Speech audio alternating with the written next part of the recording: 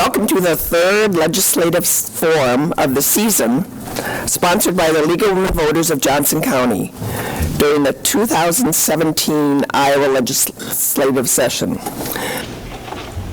The League is dedicated to educating voters on political and ballot issues. We encourage informed citizen participation in government. Membership is open to both men and women age 16 or older. We invite you to join us. There are brochures about the League and the other partners and sponsors on the table on the board. These forums are designed to give local citizens an opportunity to discuss current state legislative issues with their elected officials while the legislative session is underway. We want civil discourse. The co-sponsors for today's forum are Iowa City Federation of Labor, United Way of Johnson and Washington Counties, Hawkeye Chapter of the American Civil Liberties Union, Johnson County Affordable Housing Coalition, and Iowa Shares. I'd like to introduce our legislators. Okay, so the listing here doesn't match where they're seated, so I have to. Starting left to right is Joe Bolkcom for Senate District 43, Amy Nielsen, Representative for House District 77, Dave Jacoby, Representative for House District 74, Vicki Lensing, Representative for House District 85, Kevin Kinney for Senate District 39, Mascher, Representative for House District 86, Dvorsky for Senate District 37. Kaufmann, Representative for House District 73, is not here today due to a farm accident on the skid loader. I even have a picture of a skid loader. He might be pretty good at showing up at these forums, but he's terrible at riding a bobcat. Thank you. We'll start the forum with 5-minute summaries from each of our legislators on recent legislative matters of interest to them individually, starting at the far end with Dvorsky. Okay, I'm State Senator Dvorsky from Coralville. I represent Senate District 37, which is urban, suburban, and rural. I guess I won't explain what it is. Well, maybe a little bit what it is. My district has 3 precincts in the western part of Iowa City, all of Coralville, Penn Township, Newport Township, Solon, and the townships around Solon, then all of Cedar County and the city of Wilton. So I have a unique district, urban, suburban, and rural. So anyway, makes it kind of interesting. One of the problems I think all of us have up here is we don't remember what happened from the last forum. I mean, so much things have happened, it's hard to gauge, what things did we do after the last forum, before this forum, so we can talk to you about it. So I may miss some things here, but we'll go over some of the things we did. One of the things we did on Thursday was the voter ID bill, or what I call the vote suppression bill, which I think is really going to affect a lot of older people, people with disabilities, and other people who have trouble getting an ID. A lot of people don't have IDs. This would require an ID. It cuts back on the amount of time for absentee voting from 40 days to 29 days, and I think just makes an effort to try and suppress the number of voters that we have in Iowa. The one thing we did do is we did some to allow students who were 17 who are going to be 18 by election day that can now vote in the primary. So that's the one good thing we did. But everything else seems to be an attempt to allow certain groups, minorities, people with disabilities, and older people to make it a lot more difficult to vote because they have to obtain some sort of ID, and it's really limited on what type of IDs they can obtain. So I will say our auditor, Travis, who happens to be here, really has done a good job on kind of presenting the auditor viewpoint there. This was opposed to the Secretary of State. He was in Des Moines all day for the debate, I think, in the House also. He worked really hard to try and stop this legislation. Unfortunately, it passed, so we'll just have to deal with that. I think that's another one of those ALEC bills. We keep talking about ALEC, American Legislative Exchange, and that is a corporate funded operation that does model bills for, I guess I hesitate to say Republicans, sort of right-wing people in the United States. So you have ALEC, and then you have sort of the funders, which are the Americans for Prosperity, which is offshoot. They have several offshoots of the Koch brothers. So everything essentially we've been dealing with major bills this session were written by ALEC and backed up by the Koch brothers. So that's what we're dealing with. I guess I'll stop there and talk about other bills that are out there the last couple of weeks. But as I said, this is the ugliest and nastiest session I've ever been involved in my long career in the legislature, and it continues to do so. I will say though that, and thank you all for coming out. The amount of people who come to the forums where Republicans are has been amazing, and they really sort of force them a little bit, at least to look at some of their actions and slow down a little bit, and we need to continue that. But look forward to your questions. Thank you. Very passionate. Thank you, and good morning, everyone. I appreciate you being here this morning. It's a little rainy out there, but we're going to give you some good news and then talk to you a little bit about some of the frustrations. Vicki just looked at me like, we are? Think about it. So the good news is, first of all, thank you to the league and our sponsors this morning. We really appreciate your dedication and your interest in the issues and the fact that you're willing to come this morning and be here to voice your concerns.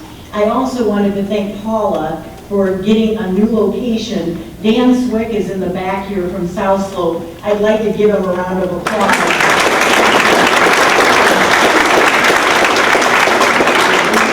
Seeing that we haven't been all able to be in the same room and we needed a bigger space, I called Dan and talked to Paula and said, I think South Slope may be a better location. Dan checked the calendar and said, it's available, I've reserved it for you. And so then Paula followed up and got it all arranged. So I just think it's a beautiful location and it's good to be here. And how many have never been here before?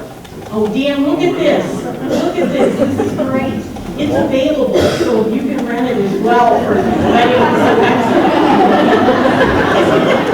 anyhow, thank you. I did want to also just thank you so much for all of your cards, your letters, your emails, your thank you notes to us. We apologize if we don't always get back to you right away, but I do read all of those, and I know the others up here do as well. Those are really important. And in case you didn't think you mattered and it didn't work, all I have to say is Obamacare.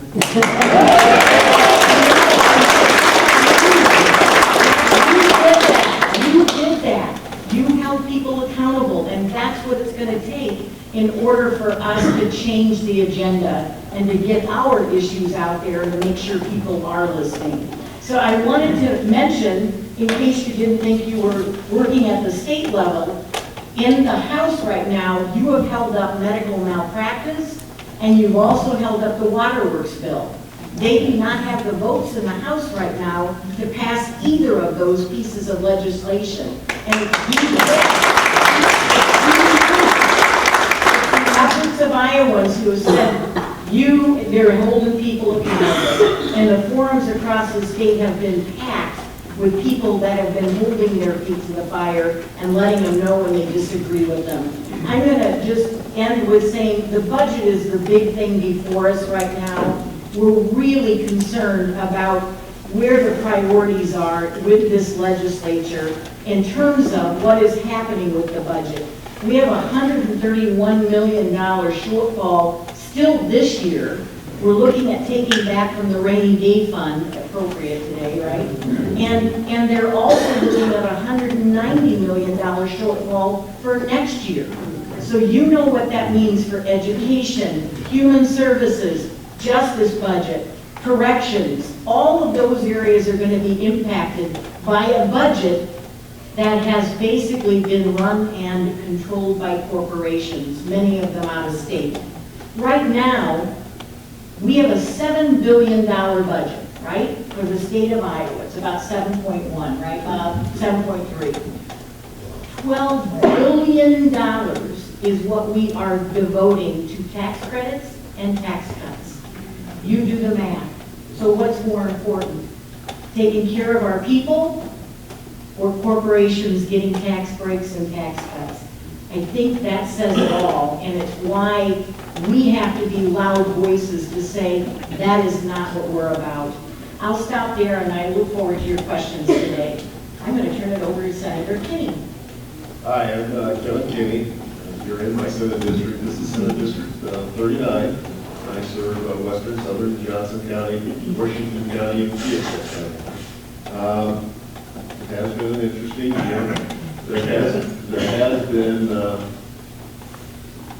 a lot of attack on just the average person in the state of Iowa this year, in which it's been kind of disheartening to me. We got rid of our economic development committee in the Senate this year, and it was kind of unusual, but I suggested and worked with Senator Dvorsky, who's a Republican, and we've got an industrial hemp bill going, in which we are looking to start a new industry in Iowa, which is an old industry, in growing hemp for clothing, cosmetics, cattle feed, just the various uses in which we can use this. It would be another cash crop for the farmer, large and small in Iowa. It's a good nutrient grabber, so we're not allowing the nutrients to go down because it starts in the growing in the root system within that. It came out of agriculture. It's now gone to Ways and Means, and Joe is on the committee in the Ways and Means.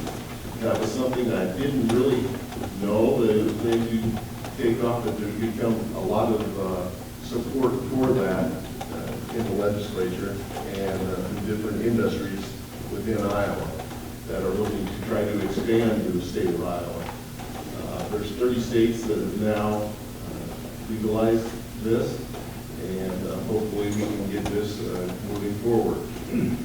I do have a few bills that were introduced that have gone to the floor this week and have passed and are going over to the House. One of those being the expansion of the stalking legislation and expanding it and allowing electronic monitoring. Stalking, a lot of times in domestic abuse situations, kind of it leads up to a lot of homicides in Iowa. A lot of our homicides begin with stalking, and that's something that I wanted to look at, and that is moving forward. There's another bill that Senator Sinclair, it was a bill that I introduced with Senator Sinclair and talked to her about expanding the guardianship ability for parents to give someone guardianship of their children. It's not just for giving them to different organizations or allowing someone from an organization to have guardianship, but even if you go on a trip, and this is where I ran into it one night, some parents had gone on a trip, they're overseas, their child was with a grandparent, I believe. They were in an automobile accident. The University of Iowa would treat them for life-saving medical, but just for the medical care, they did not want to treat this child. So I had to come in and I spent hours trying to find the parents in another country so that their child could be treated. Because the document, just to have it notarized piece of paper saying that you can treat Johnny isn't a legal document. So that's something that we've got going through. So that's something that's going over to the House next week and they get to look at. So I'm going to wrap it up. So we are getting some things done. It's just, it doesn't compare to the destruction we're doing. Thank you, Vicki Lensing. And And thank you for hosting all the different groups who are sponsoring the forum this morning. And also, as I look out in the crowd, I have seen a lot of you up at the Hill. And thank you so much for coming. I know it's on different issues, but your presence not only has kept some of these bills from coming up, as Mary said, but also, if you don't know how much it helps us to see friendly faces, supportive faces, I can't even tell you. It just makes us, it makes the work we do a little more tolerable, knowing that we have you all out there supporting us, and that means a lot. Even coming home, I said, coming home, when I get to Williamsburg, it's like, oh my gosh, I am almost home, and feeling good about it. And also just, when I come home on the weekends, I usually work, so it's amazing to me how many people at work, or at the grocery store, or at the coffee shop, will stop and say, thank you for being there, and thank you for doing what you do, and oh my gosh, what a horrible session you're having, but we're noticing, and that really, to all of us, that means so much. I can't even begin to tell you how much it keeps us going. Because there's some mornings when you get up and it's like, do we really have to go into the Capitol this morning? Knowing that there's not much, if anything, we're going to win on. So the bills that I think have been interesting, that have been referred to, and I'm sure you can have questions. Not only have we not done the medical mal, but in the House we have not done the funding Planned Parenthood yet, and some of you were up for that. Support of us, I'm sure it will come, but we haven't done it yet. I serve on the Oversight Committee, and it's too bad that Representative Kaufmann is not here because he announced at our meeting on Thursday that we will be looking at the Department of Human Services and how child investigations are handled. And this kind of mirrors what Senator McCoy is doing on the Senate side, but there were two instances, one a young girl died and another one a young girl escaped, and has testified in front of Senator McCoy's committee, but it's about the process. And so we are going to look at when reports, expected reports are in, and how does DH handle this. Mary mentions part of the problem is both these families were homeschool families, and nothing against homeschool families, but clearly when we pass legislation that they don't have to report to the state in any way, shape, or form, this is what happens. Because we didn't know these kids were out there. We didn't know there were problems. And so I think looking into this will be very beneficial, but also a wake-up call to legislators on maybe we need to do some more. I also want to highlight, we go to receptions all the time, and the Bar Association had their reception this week. So I was chatting with Chief Justice Katie, and I said to him, I know you can't say anything because you're impartial, but let me just tell you my observation. We are passing all kinds of bills, some of which don't make a whole lot of sense to us, but if any of these issues go to court, I think the courts are going to have a very difficult time interpreting what was our legislative intent, because if we in the legislature can't figure it out, I'm sure that the courts will not figure it out. And he said, you bring up a really good point. And we have had bills even this week that a lot of them seem to deal with local control, which is a great buzz phrase. They get attention to and then they take it away. Yeah. And so for one is minimum wage, but also the school districts where we were redefining what home rule is for them, which made no sense at all. My point is, I think the things that we're doing or not doing is significant, but I think going forward, some of these things that we're doing will be very hard, but they are pressed into a courtroom situation. I think will be very difficult for lawyers and judges to figure out what the heck were we thinking, which we think most of the time anyway. But I think as you read these things, it does not make sense. And so keep watching and keep voicing your voices, because it really does help, and we really do appreciate it. I look forward to your questions this morning. Thank you all for being here. Thank you, Dave Jacoby. Thank you. I truly appreciate you being here today. And Senator Dvorsky opened with, this is the worst session he's ever experienced, and that's significant because it's been, what, like 111 sessions? 109, close to there. My name is Dave Jacoby. I serve House District 74. I serve on the Commerce, Transportation, Natural Resources Committees, and I'm the ranking member on Ways and Means. On a positive note, the Internet Sales Tax Bill that I've been working on for a number of years actually had a subcommittee this week, and we are going to move it along a little bit between internet sales tax loosely based on the Colorado model and the South Dakota model. So it will be moving, whether it's for this year, I kind of doubt, but it's just nice to have your own bill moving through. It's as significant as the internet sales tax bill is. In ways this week too, we worked on a water quality bill, which is incrementally better than what we've seen before. Still has a lot of work. We did approve fantasy sports. And now for the disappointment of the week. In Ways and Means, we had a bill that basically taxes the poor and targets some of the poor. It's a bill that would raise by 1% the sales tax on those who wire money to other people, whether it's in the country or outside of the country. One of the people from public safety was cornered a bit on who exactly this is targeting. And while I'm both immensely disappointed with the response, at least for once there was some honesty in the meeting. Because he said the focus is on the small corner Latino grocery stores.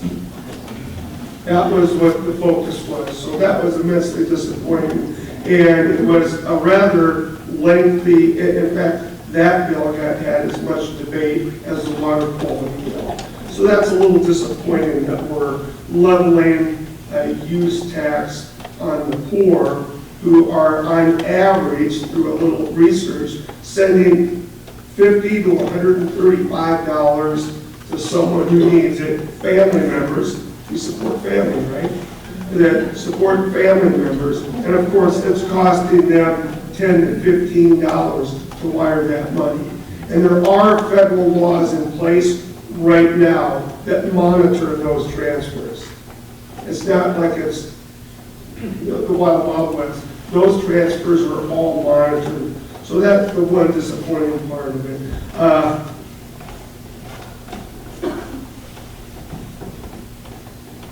I can't tell you how much it means to get the cards and the telephone calls from you during the session. As Vicki said, when you come home, sometimes you feel the IQ going up. Common sense ratio takes a big spike upward, and it feels good to get both feet back on the platform in Florida, Johnson County. But again, thank you for coming today, and I look forward to your questions. Thank you. Amy Nielsen. Yeah, I'm just going to echo how much the postcards mean. Every week when I drive home on Thursday, you know, you've left it out on the field. You're completely expended, but to come home and have a pile of postcards that say, you know, we're behind you, thank you, keep up the fight, we need you. It helps keep us going, and so thank you very much for taking the time to do that for us. I think that, I don't know what these guys are complaining about. This session seems pretty normal to me. But at the same time, it's pretty awful. It's pretty awful.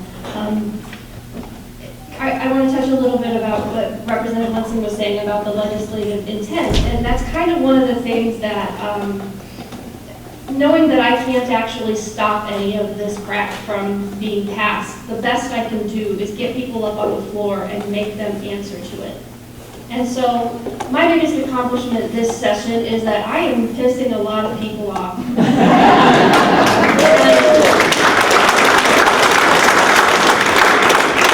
Representatives that will no longer yield to me to answer my questions, and so, you know, it's okay. I see that as an accomplishment. But we have to get them up on the floor and make them say out loud, yeah, we don't know what this will do. We have no idea what this is going to cause. We have no idea what this is going to cost. And catch them in these hypocrisies and flat out catch them in their lies, which they really hate. We've had 9 or 10 different bills come through the House that take away local control in one form or another. And if you really want to get technical, there's more than that. But just blatantly taking away local control, 9 to 10 different bills. And yet we got up this week and we debated home rule for schools. A completely empty gesture that is being pushed through sloppily, makes no sense, will help the schools in no way, shape, or form.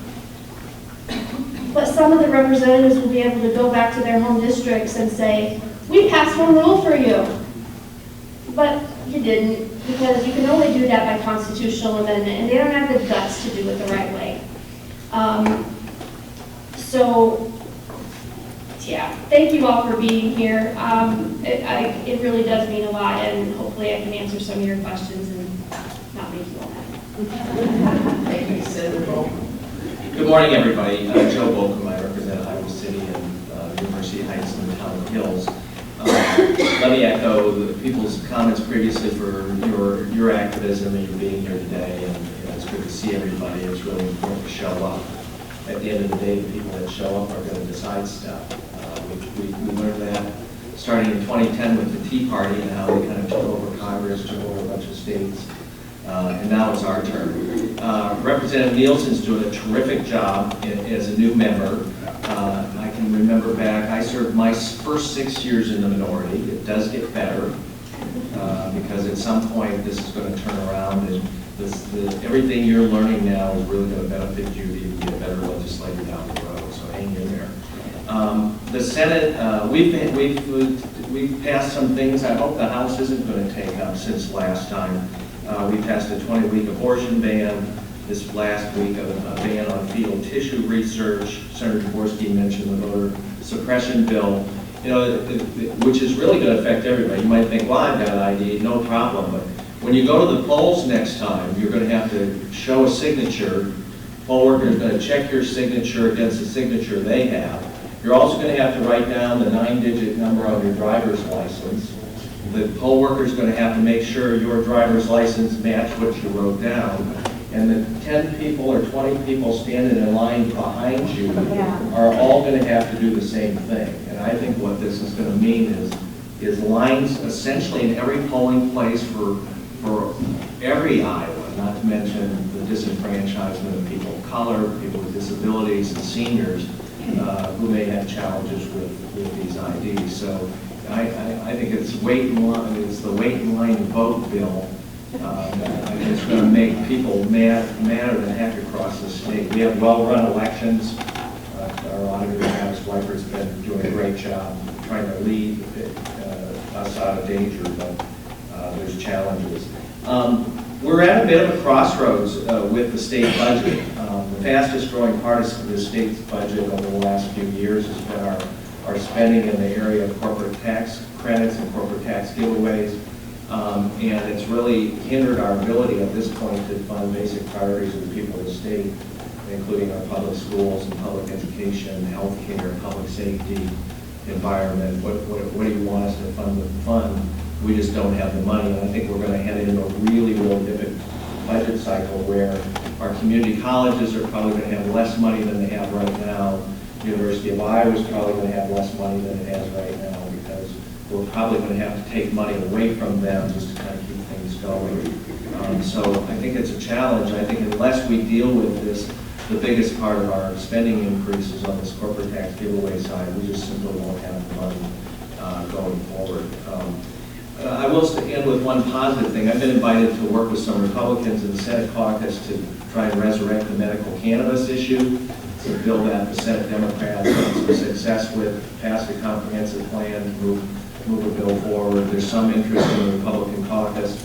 Been working on a bill draft behind the scenes over the last few weeks that hopefully will be coming out this week to try and address that particular issue. So that's one positive thing that at least the Senate, I think, can accomplish. I'm not sure that the House Speaker is supportive of moving a bill at this point, but that's a little positive thing that I've been working on. So look forward to your questions. Again, thank you for being here.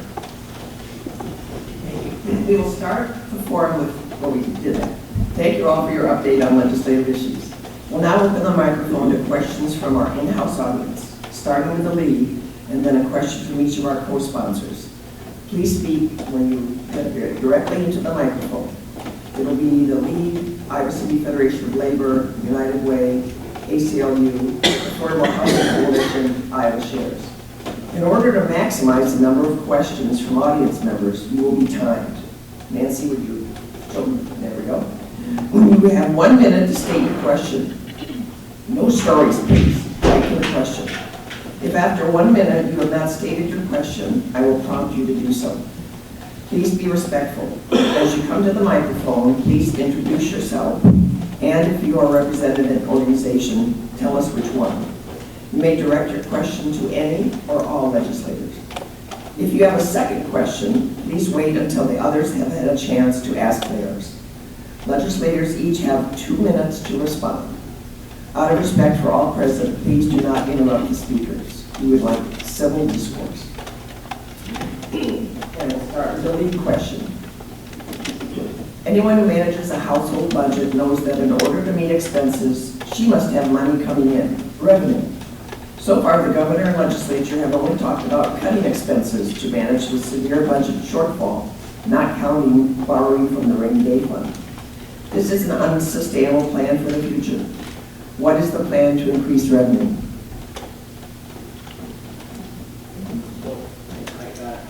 Maybe I'll take a shot at this. And there's a couple of ways to think about this. I think the Republicans see the budget crunch as we're spending too much money, we need to cut more things. Others think that we're collecting enough money, we're just spending it on the wrong stuff. And the $700 million we're going to spend this year on tax cuts, tax credits, I think ought to be redirected to some of the fundamental things that we ought to be about. I mean, the state government ought to be about supporting the public education system. We should not have as much responsibility as we currently have to hand all this money over to these businesses who are doing just fine, some of the most profitable corporations in the country. Why Iowa taxpayers have to shovel all this money into them? We need to ask that question. It's time that we take that money and imagine what we could do with $600-700 million, even $400 or $500 million more dollars. We could get back on track with public education funding. We could deal with this Medicaid issue. The courts are a disaster because every enterprise of state government is underinvested in. So before we need a tax increase, I think we ought to take and redeploy and make some different decisions about the money network for the $7.4 billion that currently makes this budget up.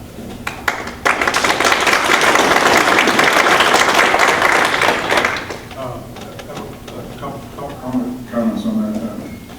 And the first one, people probably don't want to hear this, but we probably should talk about it. The state's budget is about $7.3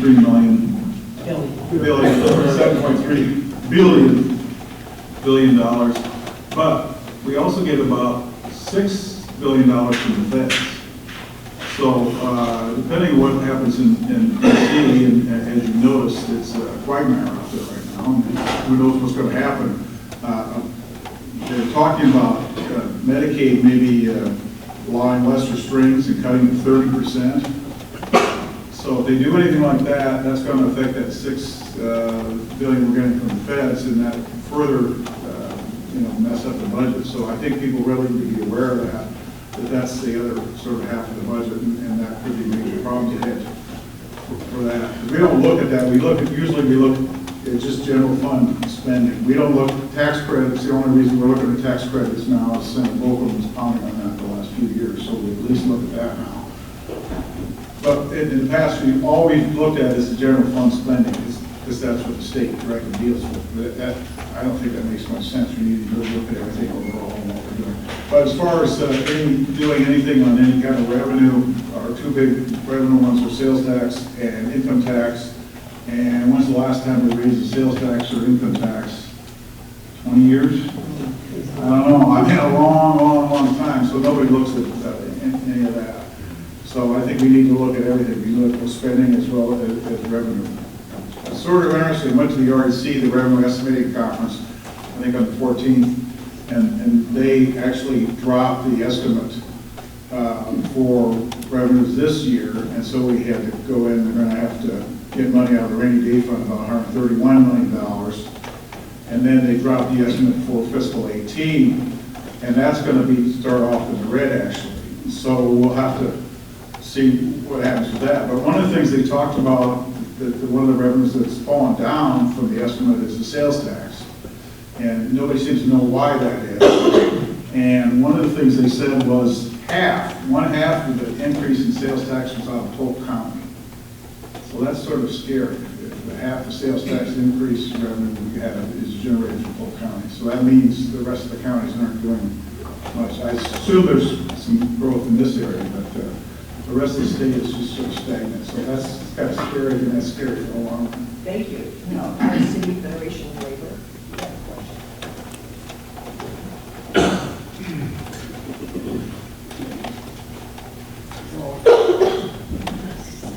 Hi, my name's Joe Mayer, and I'm on the board of Iowa City Federation of Labor.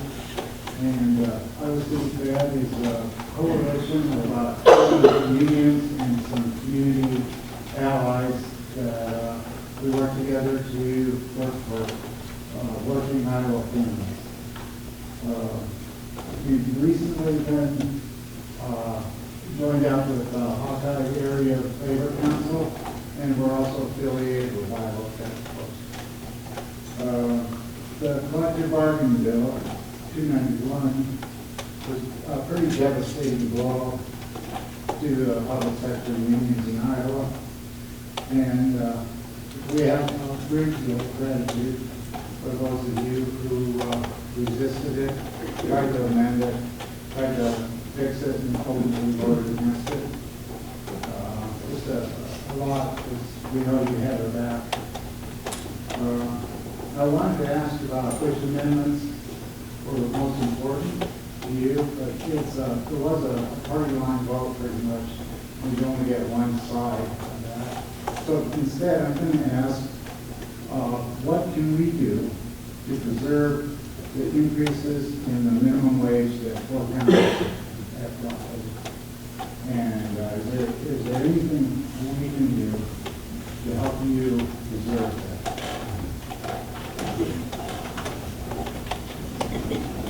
Keep advocating and contacting, especially the senators across the aisle from us. Keep putting pressure on the different senators. I don't know anybody in the Democratic. There's none of the Democratic senators that want this, and it's frustrating. I think it's important that you still have the right to talk about your wages, kind of. So I think it's important that you keep fighting for the higher wage, because the unions bring out the rest. And so if you can keep the wages a little bit higher, it helps keep everyone else higher. I don't think we're going to be able to keep our 4 counties' minimum wages intact. And so I think, I really don't, and I think that's awful. I think we need to shift our focus into raising the state minimum wage, and that would be a great way for you to help. But this is another example of local control, but not.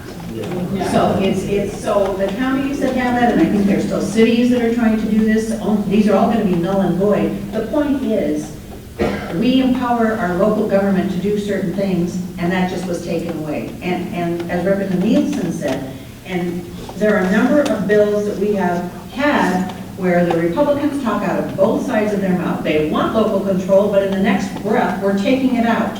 We're taking it away. And so I think, at least during the interim, keep hollering about local control. Now, I speculate that they want to be the heroes. Next year is an election year, so they might come in. The Republican Party will decide that this is something important to raise the minimum wage. And even if it's only a quarter, they can say, well, look what we did. And I think all of you need to see through that. That's not enough. It's not. If we're not, as a state, going to raise the minimum wage to where it should be, then please, it's our local governments that know our people the best and the most, and let them do their job. So Bob and Kevin represent some very rural parts of Iowa, right? They have forums in those locations. They are your representatives as well, your senators. You have every right to go to those forums and voice your concerns. Those forums are basically in rural areas made up of mostly Republicans. You need to push back. And that's why we encourage people to go to forums outside of our area. It opens your eyes to see exactly what is being talked about and what their priorities are, but also it empowers those people who are there and in terms of speaking out. And so I would encourage people to do that. You can go to Strong Women. They have their website that has a list of all of the forums across the state. The League of Women Voters, Republicans are boycotting their forums in other parts of the state. They are refusing to show up. And they're saying those aren't our people, those aren't our constituents, which is not true. But again, they're having trouble because they can't handle the pressure.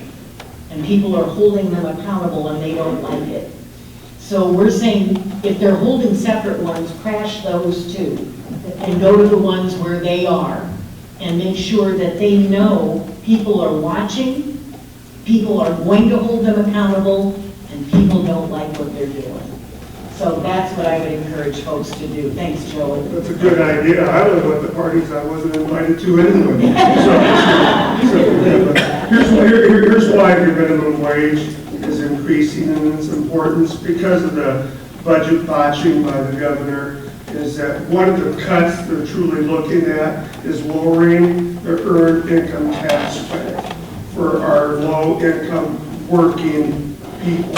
And I remind you, as I remind others in Des Moines, it's earned income tax credit. It means that a family or individuals are working and not meeting the threshold and they're eligible for that tax credit. That is one of the tax credits, one of the first tax credits that they're looking at cutting. So what we need to maintain is, well, if you're truly looking at that, then let's make a meaningful change in terms of minimum wage. And so it's an interesting dynamic right now in Des Moines, and when we're looking at those tax credit silos, that's included in there, which worries me a bit. We need to evaluate each one of the tax credits for its own merits and then make the decisions, but keep an eye on that. Joe, the idea of going to forums and other parts of the district, it's worked out fairly well in my district, actually. We had a forum in Wilton, which Representative Kaufmann and I attended last week, I guess.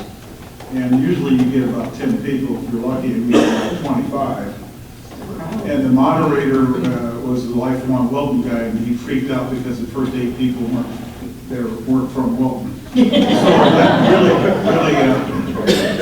really messed him up. But it really threw him off the whole forum and everything. And then, unfortunately, Representative Kaufmann got into arguments with some of them because they didn't like their questions and that sort of thing. So it was quite an interesting forum, and I came across it really, really reasonable. That was fairly helpful. And then the other that tape, Bob? I don't see it. Going from the reasonable, I also have forums in Muscatine, the city of Muscatine, because Wilton is in Muscatine County. So the last 2 years, we had 3 Democrats there and 3 Republicans. Now it's down to me as 1 Democrat versus 5 Republicans, including Representative Kaufmann. So those forums, the first one we had, there must have been 200 people there. And they weren't supportive of the Republicans. So it's fun for me, and I actually got 2 forums, and I think I won both of them. Because the Republicans have no answers. You know, if you challenge them on the vote suppression or whatever else, there's no answers. And the crowd gets into it and everything. So that clearly, the Muscatine County Democrats, Cedar County Democrats, they always send people there as well as the others. So you just need to do that. You need to see what the list is, and if we're appearing in Tipton or somewhere else, send people over there. It's a good thing to do. Try and get people from the area. But There's a website or someplace to get that information on the location. well, Senator Hope sends some out each week, and then there's others. I think there's various websites out there. And the second part is, I think if people go to forums, one of the things they can do is, if they have anecdotes about themselves or somebody they know, it's very helpful. On workers' comp, that's really helpful. I've got a couple of emails from people in my district and not from Corridor, but from Wilton and Tipton, talking about the need for workers' comp and their own personal stories. So I think on minimum wage, if you had anecdotes there from people, that would be helpful also. Thank you. It's now time for the question for United Way.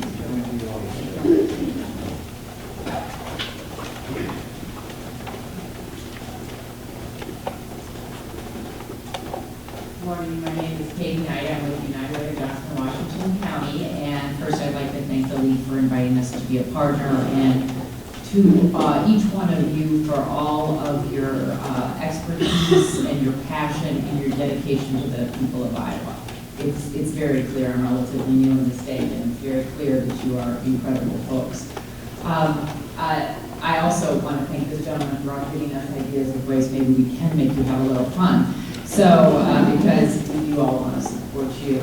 My question is, by providing pathways to high school equivalency beyond the current test-only model and bundling this with post-secondary instruction at Iowa's community college system, over 200,000 Iowans without a high school diploma would have expanded options and more opportunity for income stabilization. This is found in Senate File 350 and in House File 473, which has been delayed twice and is scheduled for debate on Monday. How do you stand on expanding pathways to high school equivalency? Very supportive, and we know that that has worked for a number of students who have, for whatever reason, are potential dropouts. And so this provides them with that, not only that avenue, but then also allows them to go on to community college or public universities in general, if they decide they want to do that. But we've got to provide those alternatives for them and to make sure that they are engaged and are part of their learning, that they realize that they do have something to offer. We can't allow, we have one of the highest graduation rates in the nation. We're over 90%. That's great, but we shouldn't leave any kid on the curve in terms of not having that education opportunity, because we know what that means for them long-term in terms of their earning capacity. So thanks for the question, Katie. It's a great one. I think anytime you keep kids involved, engaged, and all kids don't learn the same way. We need to keep our kids and make sure that they have a high school diploma, because it just opens up the door for them down the road. Any way we can get that, I feel is much better for them and for our communities. Well, I think it was about 5 years ago, for the first time, the state gave money to the community college to help with GEDs. At that time, the number was like 300,000 people in the workforce without high school diplomas, and the community college says, we're connecting with those folks, but we need some help, and that was a really good investment. It obviously needs to continue. You know, we practically have full employment in Iowa, and our employers tell us they don't have the workers with the right skills, right? And this is a path to do that. So this is a really good thing to continue to invest in. This is where our money ought to be going. I certainly agree with that. One of the, and this is a little different, but one of the neatest things I try to do every year is to attend the graduation ceremony at IMCC, the prison down the road here, for the inmates who are getting their, what used to be called GED, I don't know what we call it now, or high school completion. And it's quite a thing. They have some of their relatives come and that sort of thing. You know, rarely do they win in life, and this is one of the things that they're able to do. So that's, you can just see it in their eyes, how good that is for them. Thank you very much. Thank you. Thank you. Now for the ACLU, the Hawkeye chapter of the ACLU.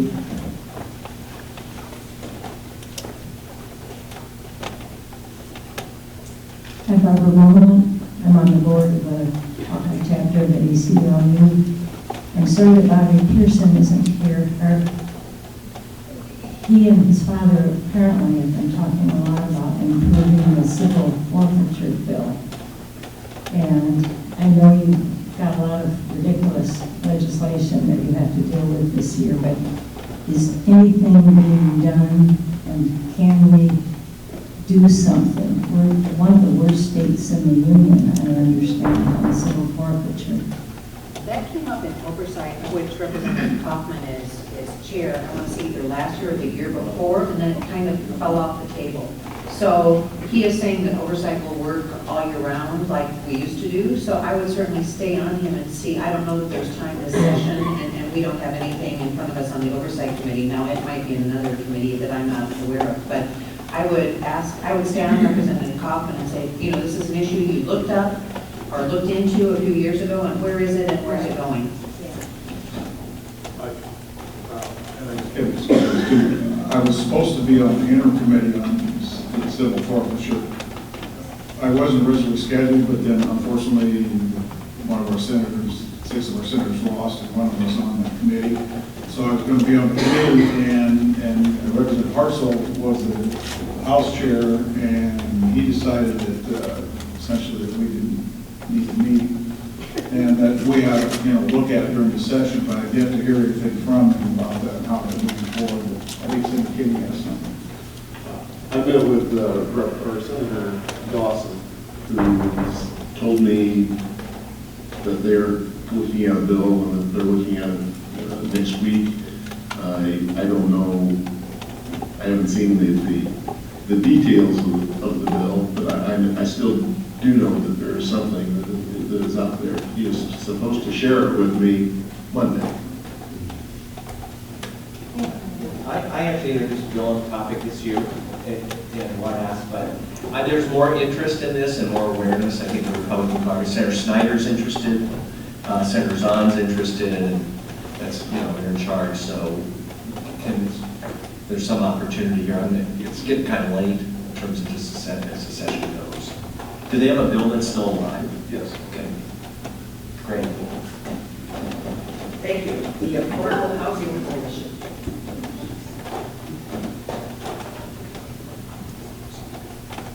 Good morning. My name is Sally Scott. I'm Director of the Johnson County Affordable Housing Coalition. I want to thank the League for organizing this event in this beautiful place, and thank each of you, both for your incredible service and also for your communications back to us to help us really understand what's going on. That's one of the huge difference.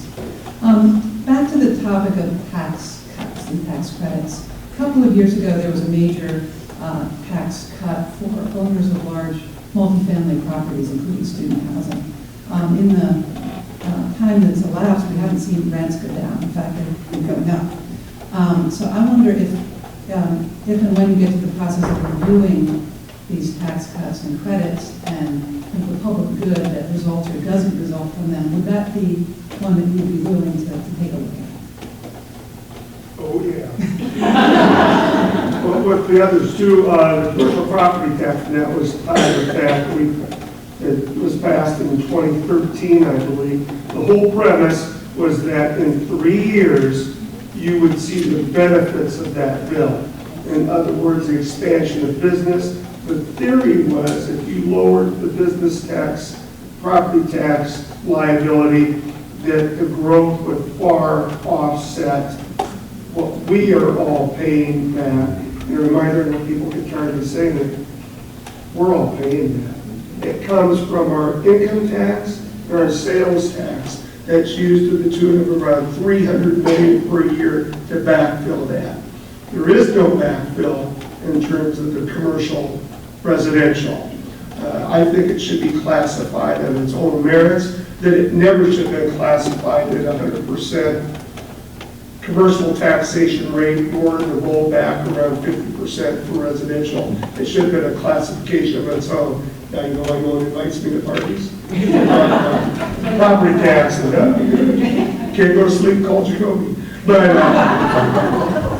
I think those things are all tied together, and I think we need to review it. It's been 3 years. Last year when Tom Sands was the chair of Ways and Means, I said, it's been 3 years, this is what you said, let's review it. And it's exactly what you said, lease rates have now gone down. Commercial property tax rates for the Jacoby family, leasing a building for an antique business never went down. In fact, they doubled. So it's interesting to see the outcomes of what's going on right now with that 2013 legislation. Sally, when we've asked the landlords before what they are doing with that money, we've gotten back, well, we're finally able to do upgrades, repairs, renovations, improve the properties for the people who live there. But there's no accountability for that either. They say that, but we don't have any documentation that they've really done that. And I'm sure if you ask some of the people who live in those rental units, they haven't done any of that. And so I'm sure there are good landlords who are actually making the efforts to improve their properties and make it a better place for people who live. But if we don't have any accountability and can't show that, that's what we need to do in terms of getting that documentation and showing exactly what it is being used for. It's just going into their pockets. What did we achieve? So thank you. Sally, I brought this up a couple of years ago when I was chair of Appropriations Committee, and I think Senator Bolkcom probably remembers this. I asked the LSA, the Legislative Services Agency, if they could track that and figure out, what is the benefit here. And they said it's impossible to do that, and they have to hire some fancy economists or something. They had nobody on staff who could do that. And I asked them about 29 different ways. Can you come up with anything here? And they really didn't have a way to monitor that. So, I mean, false promises, people say that this is going to help all these things. There's no way to measure it, so how do you figure all that out? So this is a complicated one. This, we did this like 4 years ago. It was multi-resident apartments. We said over 10 years, we're going to take them from 100% assessment to 50%. I think we're in the third or fourth year of rolling that off. And we said it was about $90 million statewide. And we said to local governments, we're going to roll that off over 10 years, and we're not going to give you, you're just going to have to eat it. So Iowa City, Coralville, North Liberty. And then for all commercial and industrial property, there was a compromise struck between the governor and the legislature to do a 10% reduction in commercial industrial, which is going from 100% assessment to 90%. And then there was a Senate Democrats has, ours is focused on smaller businesses. And that today is about $300 million. And as Representative Jacoby said, we're actually, the money that would go to the cities and the counties and the schools, the state said, we'll send the money to the cities and the counties and the schools and pay for this tax cut. Well, it's nearly $300 million this year in the income tax you pay and the sales tax you pay that basically gets transferred to these industrial and commercial property taxpayers. If you look at the properties that get the most reward under this plan, if you own a building that's worth $2 million to $100 million, about 40% of the entire benefit of this plan that was approved, which none of us voted for, goes to there's 70,000 commercial industrial properties, 4,000 properties get 40% of the benefit, okay? So when you think of the tax credits, there's a handout going around, so all these big companies get it. They are also the companies that own the most property, so they get a really big boost from this commercial and industrial property tax. So that's a little background on it. It's really hard at this point to get legislators to revisit raising property taxes for their commercial main streets, right? You think of Oskaloosa or Newton or even here, those business owners, if we're going to revisit this, it's about raising taxes on those properties. I think probably the biggest mistake, there's a couple of big mistakes, but one, we probably shouldn't have included industrial property in that. I don't know why we thought John Deere and these big industrial people needed a big tax cut.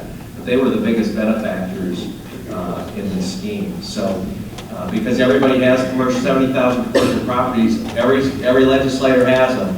It's just a really hard thing for us to go back and change. I think there are other places to find money in this tax credit, tax spending area that make it more possible than trying to revisit the property tax issue. Thank you. Iowa shares.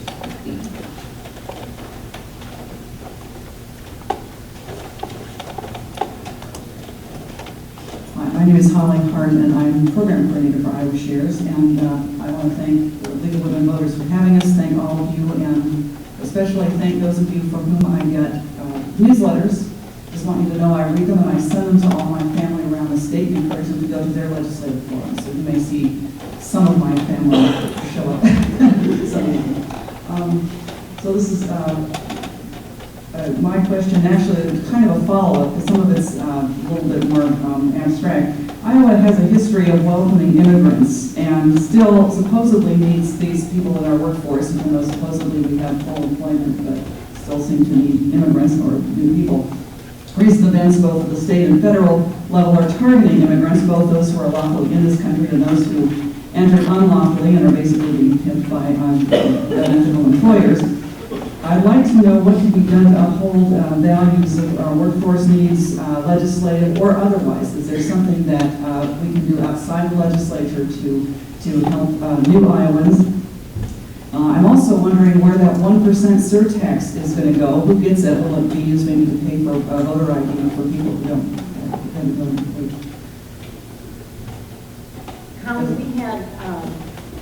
We have an amazing coalition in Johnson County that has been working with the immigrant population in our community. And they've been doing everything from identifying every place in the county that provides language classes, English classes for individuals who are learning our language, job opportunities. When they first get here, a lot of them are sponsored by churches, and the coalition that's working is identifying what can they do to provide towels and bedding and all of those essentials when they first come to our community. So we have a very active group within Johnson County that are working on those issues on a daily basis. We're kind of a model for that. A lot of the money for it has been going to Des Moines and Polk County, and they're starting to make noise here and saying, we got to share that statewide. Immigrants are in all of our counties, and we need to make sure that they are getting a good start and being able to be supported with job opportunities, all of those kinds of things. So I think we're a really good example of a community that has embraced people from other countries and identified what can we do to provide that support system for them. And I think I would encourage everybody in here to get involved in that task force. Is it St. Mark's or St. which church? I'm trying to remember. Somebody in here ought to know Refugee that. one? Pardon? The refugee one. Yes. The Presbyterian. It's the First Pres. First Presbyterian is Yes. involved in that, right. The one on Rochester. Right, the one on Rochester. They've had a couple of open meetings. They have. 2 or 3. Yep, and a number of you have been there. I know I recognize some of the faces, but it is a county effort.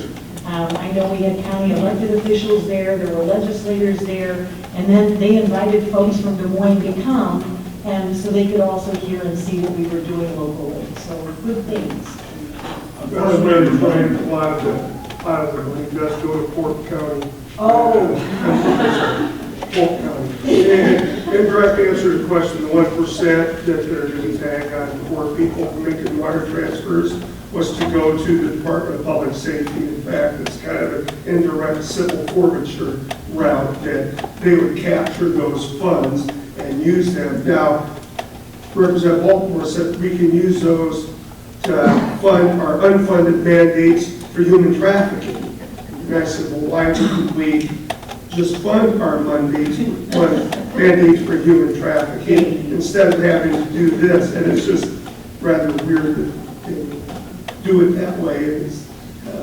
It's disheartening to see that we're capturing money from people and then roll it back in. It wouldn't go to the general fund, it would go right back into DPS and whatever they wanted to use the money for.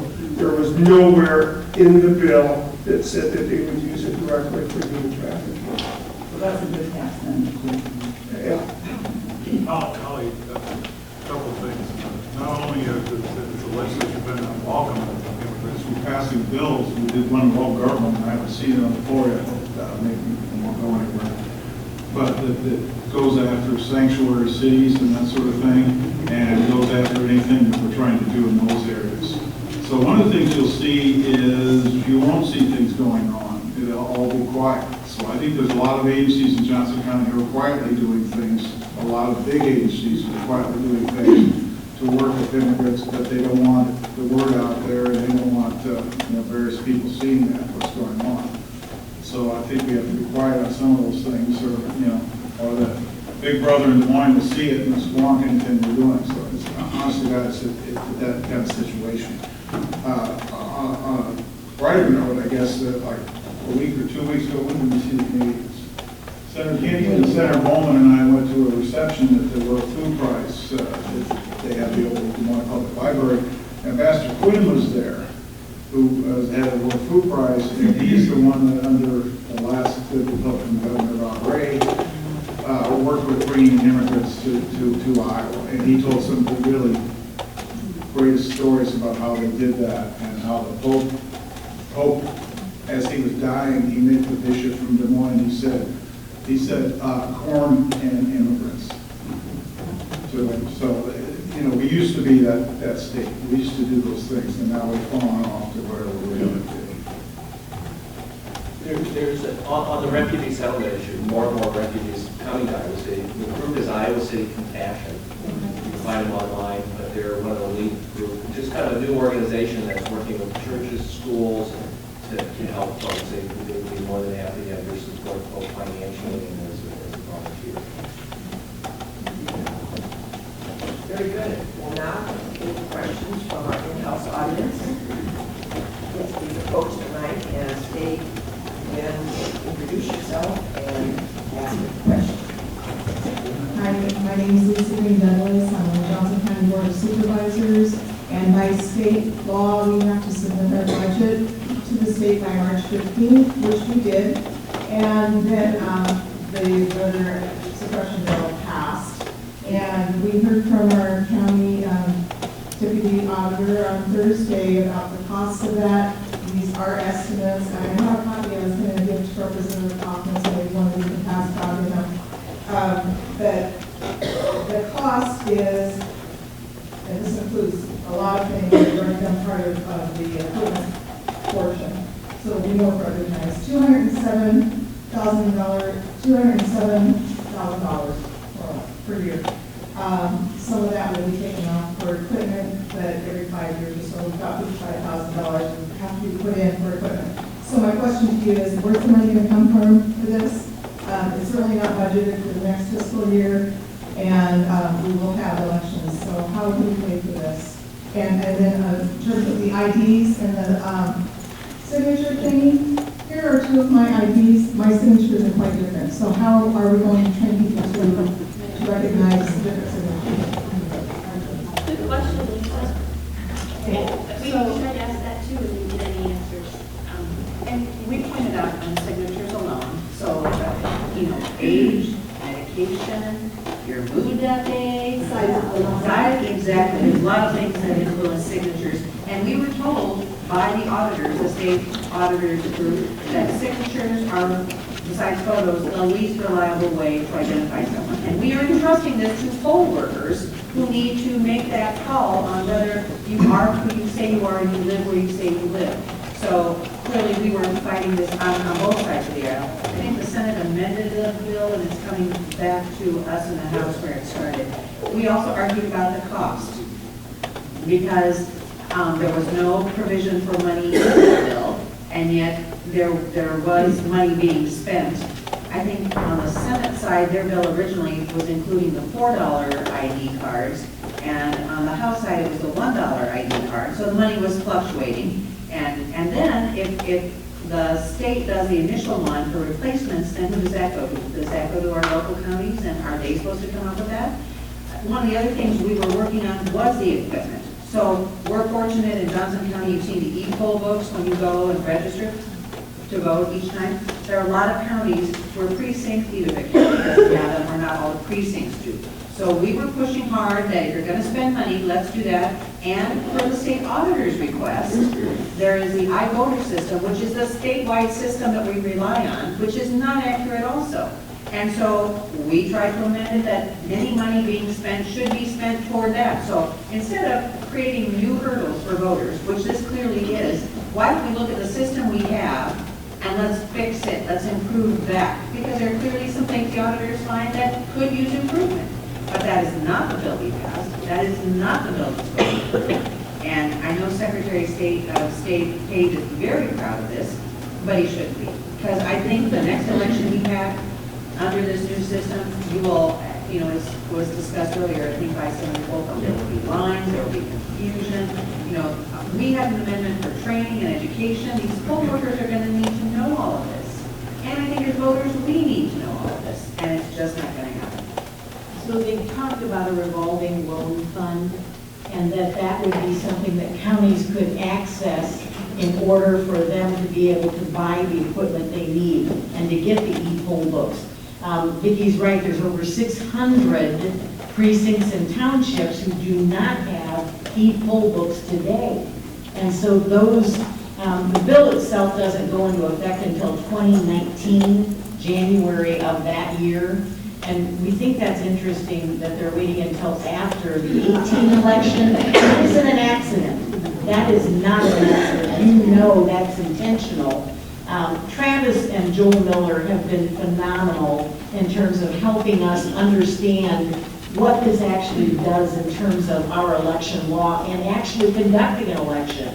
So they send out those voter IDs from the Secretary of State's office. We've had people say, we just throw those away. We didn't know they were anything important. Can't you see elderly saying that? You know what's going to happen and why it disenfranchises so many individuals who it's really difficult for them to keep track of things. And if you expect them to bring those to the polls, they spend nothing on education. It's like $50,000.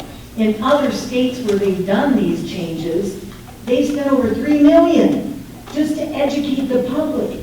We're putting a pittance into that. So it is really cynical. Of course everyone wants the right people to vote. We have very little fraud in Iowa. Very little.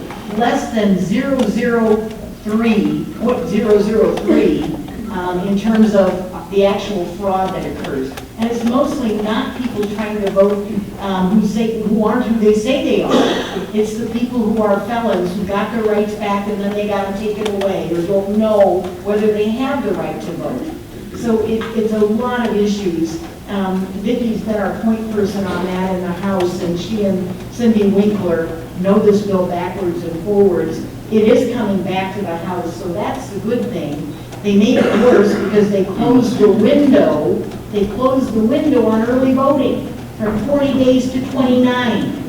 Those are the things that, again, make this bill such a bad bill in terms of really trying to make it easier for people to vote versus harder. Thank you.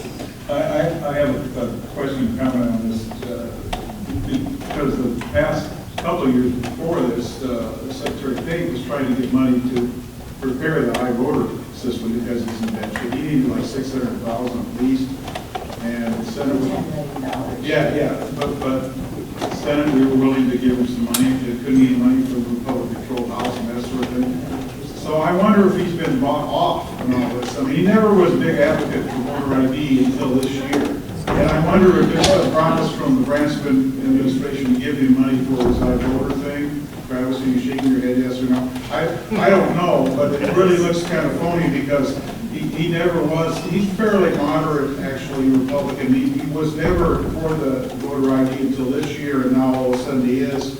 And if they're going to put in place the Precinct Development Act everywhere in the state, and maybe the healthy voter ID, I would think there's some promise there to move that system forward. So it's sort of a little blackmail, I think, from the Branscombe administration. Thank you. Next question. My name is Bob Hill, and I'm from Ohio. Those of you in the Senate have got to make sure that our city clerk advances Senate Resolution 7 for the identity letters Senate Resolution 4, which basically says the state needs to address sexual offenders as they think that they do not belong in nursing homes. Second, in the appropriations, just to remember lifelong lease is an important avenue.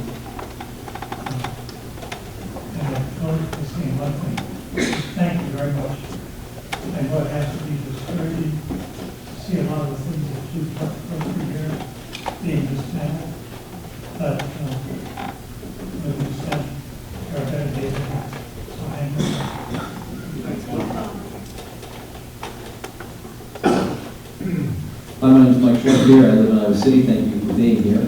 I was the person who was holding up the sign at January's forum that attributed our state's economic problems to the 2013 tax cuts. So I appreciate the continued focus on that issue. I find those cuts to be largely unjust, undeserved, and unnecessary.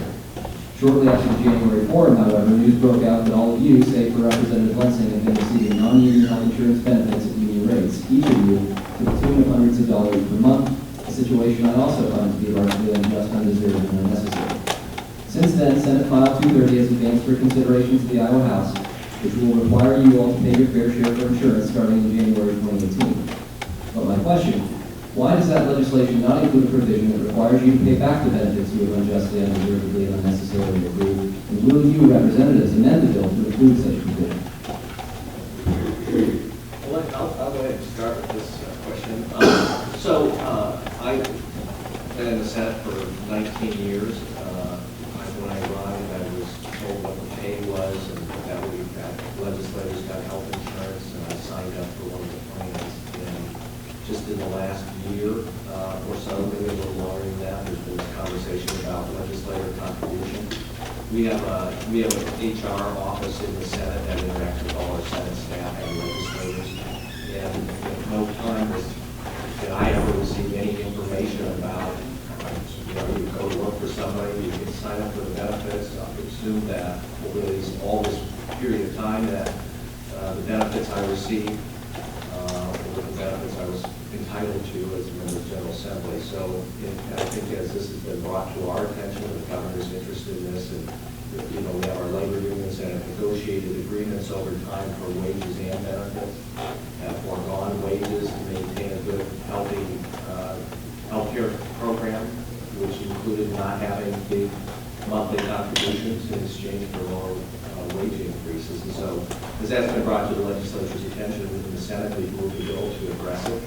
I guess on the issue of paying back a benefit that I thought I was entitled to based on not getting information. I wasn't aware I was supposed to be paying more than I was paying.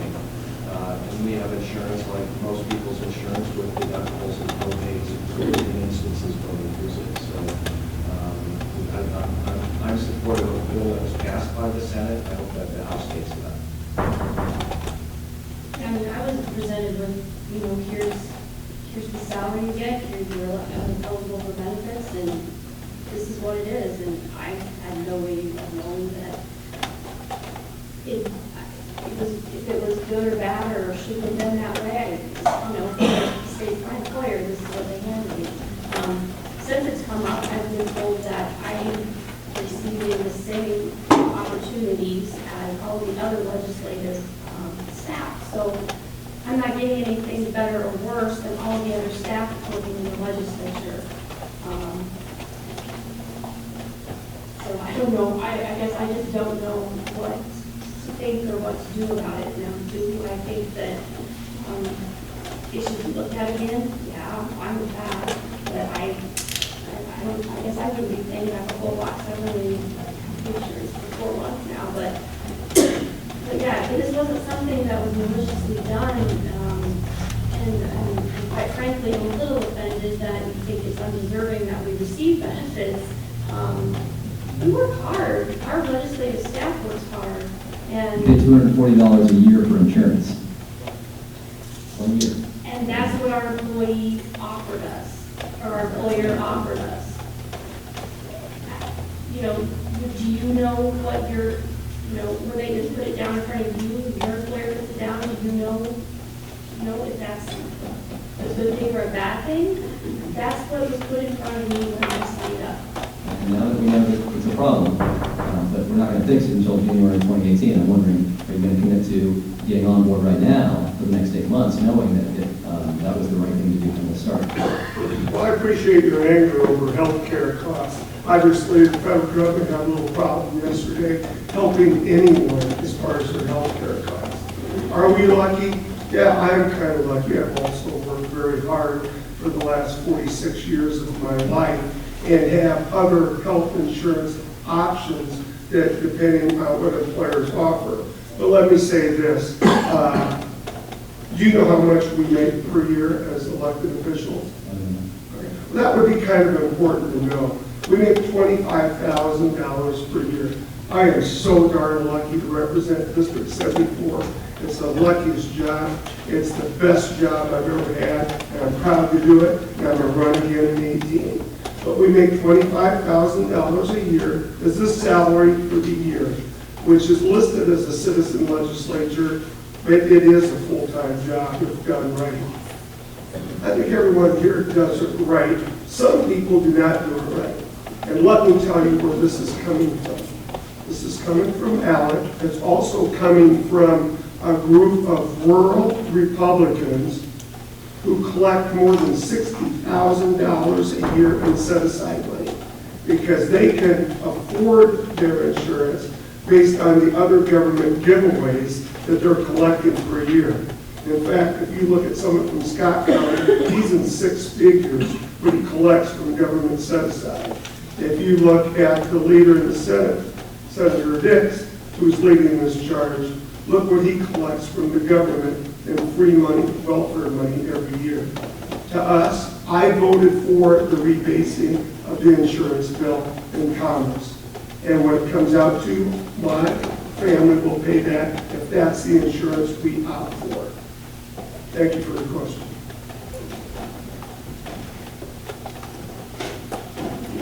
Good morning. My name is Donna Long-Gibbons. I'm a resident in North Liberty, and one of the things that happened since the last legislative forum is that my 6-year-olds have turned 7.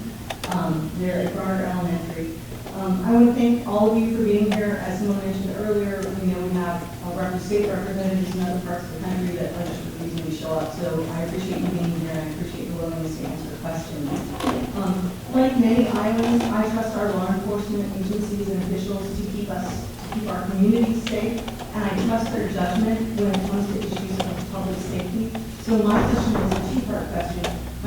The first part is, what are you hearing from law enforcement agencies on the issues of background checks and stand your ground? And how are you incorporating those concerns into the work, particularly for the senators on the omnibus bill that's now before the Senate?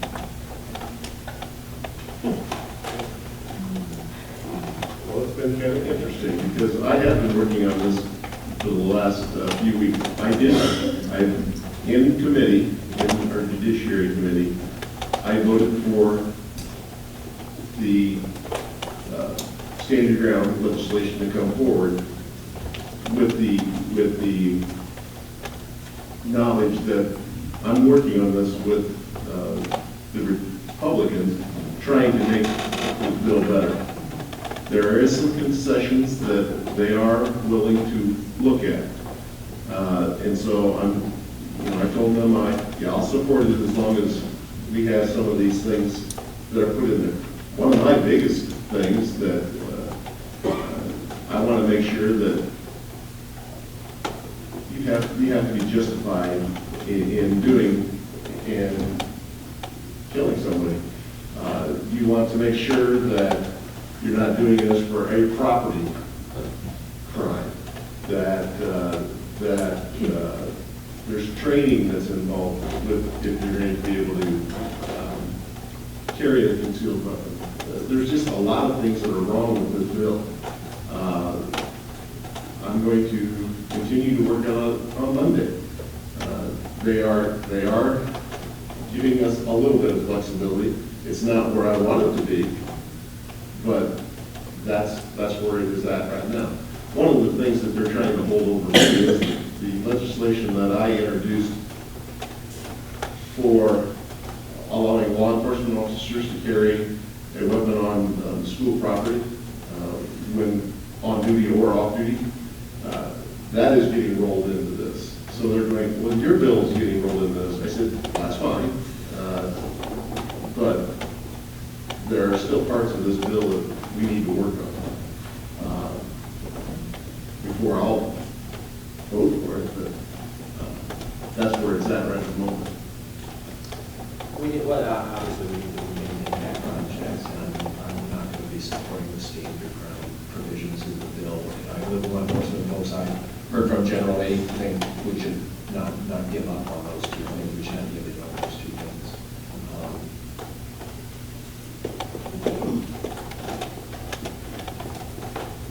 Well, thank you,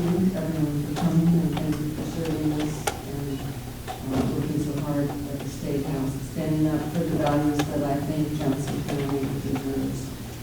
My name is Eileen Fisher from Solon, Iowa. I represent Cafe Cleaner for Everyone, which is a tobacco prevention nonprofit. And one of the things that we do weekly is send out a list of all of the legislative forums across the state. So if anyone wants to know where those forums are, talk to me after the session, and I'd be glad to add you to the email list of people that I send that to. So it's been very helpful for our members and letting them connect with their representatives. Understanding that the budget for this year is very challenging, and that tobacco prevention has been funded at $5 million, which is a small fraction of what the CDC recommends. I think they recommend $30 million each year. I'm wondering if each of you will commit to not decreasing tobacco funding for this year. I know it's going to be a hard work to try to get more money, which we've been asking for many years now, but will you commit to maintaining the funding for tobacco prevention? Yes, absolutely. What they've done is taken a lot of those tobacco dollars and rolled it into Medicaid. And you're aware of that, I'm sure, Eileen, and I know that some of the funding for that obviously can go to individuals who need additional help, but it's really, at that point, now we're taking care of people with lung cancer. And so obviously the prevention dollars are what's so important and what can actually make a difference in somebody's life. The Republicans have cut and cut and cut the funding for those programs, as you well know, especially our teen programs that were very effective. And that's really unfortunate because we're seeing a little bit of a rise in teen smoking as a result of it. And again, those are the kids we really need to get to. We'll be probably voting against most of the budget bills, and we can certainly speak out against any cuts to that. We can't stop them, and you know that as well. But we certainly can make our voices heard, make sure people understand why this is a dumb cut. Or as Lee calls them, stupid cuts, or... Well, yeah. another word to use is... I'm not using that word.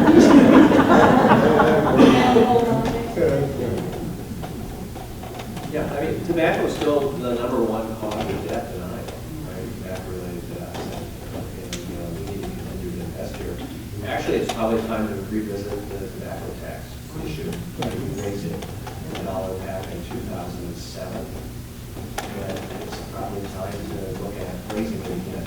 With create, it's also it's one of the most important things we do to discourage young people taking up tobacco. We could use some money.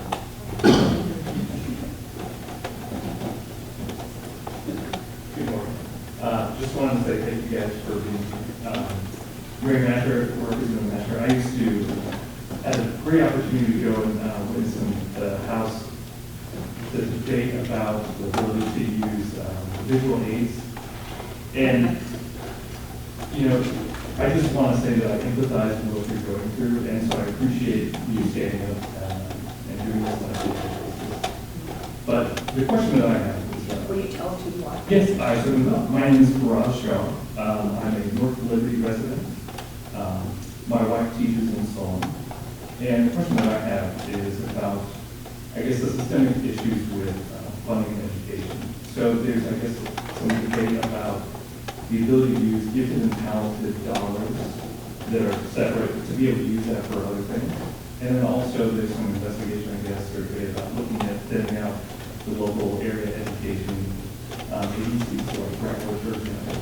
I just wondering if you guys could give us some insights into your position on that, or what we can do as a citizen. We pulled out that gifted, talented section of the flexibility bill that would allow districts more flexibility in how they use their funding. And the TAG folks were very vocal about that in terms of safeguarding those dollars and not wanting to see them eroded in any way. And so I voted against the bill in committee for that very reason. And then when they pulled that language out, I supported it on the floor. But I didn't trust them because I've seen them do that before, where they told us they're going to do something, right, Amy? And then they don't do that. and don't follow through with that commitment. So I didn't want to take any chances, and I wanted to make sure that that actually did come out before I supported it.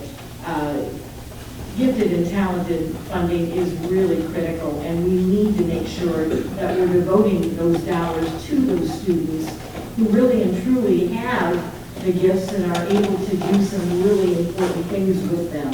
The teachers in those fields are very dedicated, and they are wonderful in terms of doing that project-based learning that we've been talking about, in terms of making sure kids have an opportunity to put into use the skills that they've developed within the classroom, and actually showing a product out of that. And so I applaud our gifted and talented teachers. They're amazing. The students deserve that carve-out, and I don't want to in any way jeopardize that.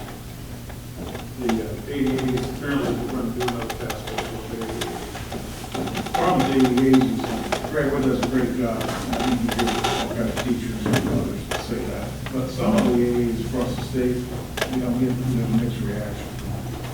So the problem is you have to study everybody because of the couple.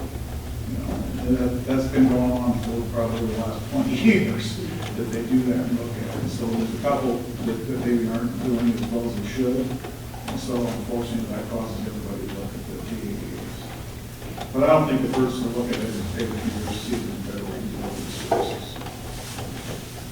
Thank you. I'm Peter Fisher. I live in Cedar Township. I have a couple of questions on a couple of bills that I want to shine some light on that are kind of flying under the radar, like so much that we've seen set in the part of the ballot agenda. I'd like to know your position, your thoughts on the prospects of these bills. One's a resolution that's passed out of the Senate committee calling for a U.S. Constitutional Convention. There's 20-some states. We've already passed such a resolution. If it's 34, Congress will call a convention at which the entire U.S. Constitution will be up for grabs. According to constitutional lawyers, to vote for such a thing in this climate, or really any climate, is not just reckless, but frankly insane.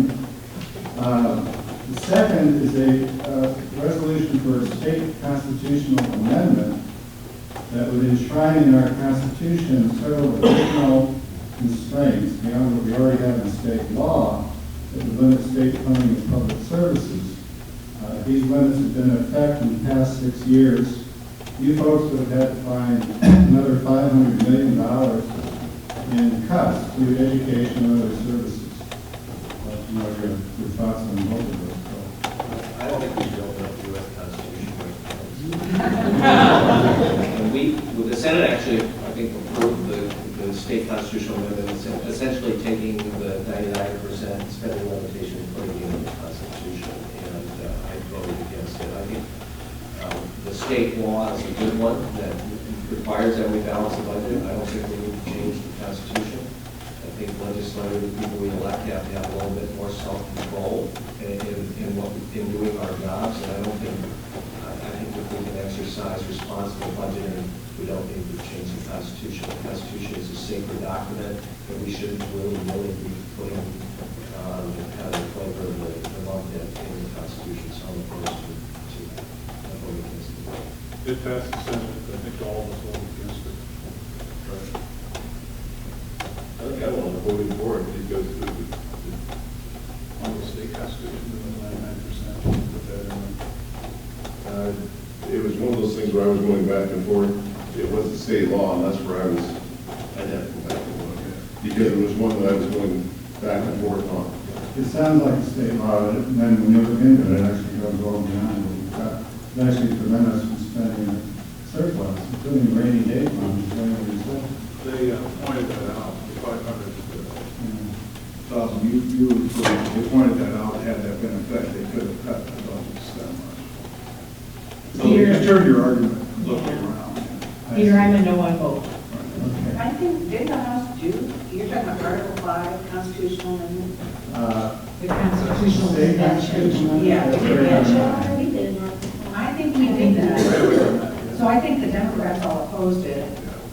But I think the Republicans did last week or the week before. Yeah. Senator, SDR 9 is still, just passed, so it's going to the House. State Constitution. That's the state. Yeah, that's the constitution. 99. But the other one? The other ones. Just passed out of Senate committee. I thought we heard that. I think we did too. I think it's a House concurrent resolution. I'm not sure what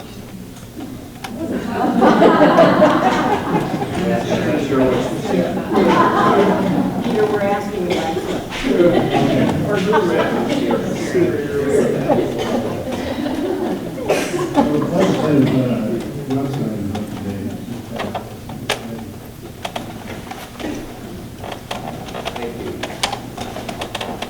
Hi, I'm Nick Ferguson, I'm a resident of Iowa City. I want to thank you folks for taking your stand on chapter 20. And, you know, I think public employees are feeling a little beat up. And, you know, we hear sort of this talk about looking at IPERS and employee benefits. And I'm wondering if the folks are hearing that now and what we can do to sort of help protect the Constitution to our employees.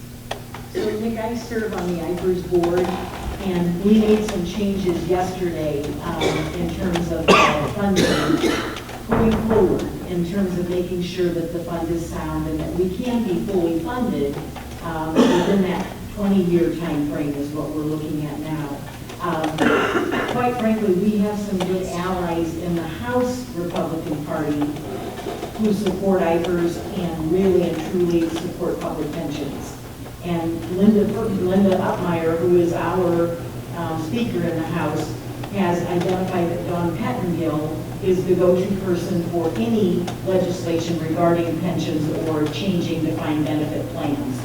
Dawn is adamantly opposed to changing that, so she has been a good advocate for us, and somebody that I am so glad that she's there to kind of be the watchdog for any of those bills that come forward. So I think once Branstad leaves, and that couldn't be soon enough, I think those pension funds are going to be fine. It's just that we have individuals within the Republican Party who hate defined benefit plans and want to see defined contribution plans and have them replace that. I don't think there's a stomach for that right now in both chambers, and they don't have the votes to change it at this point. But we need to be watching it carefully. The one that I want the league and others to be watching is redistricting. We're hearing rumors that Republicans want to change our model redistricting law. And if they go that route, then gerrymandering would be allowed and would occur here like it does in other states. It would be a travesty. And that's the one, Nick, that we need to really be watching. And I think the league needs to be on top of that and proactive in terms of going to forums and saying, we're hearing this. If that happens, all hell will break loose. And they need to know people will hold them accountable for that. So thanks, Nick. I'm glad you're here today and appreciate your question.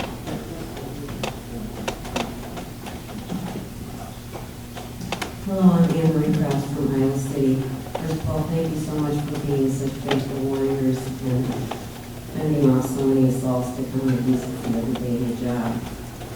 Today I want to ask you about an environmental issue and just help me understand this about water quality. I received some information from a grassroots organizer for Iowa's water and land legacy.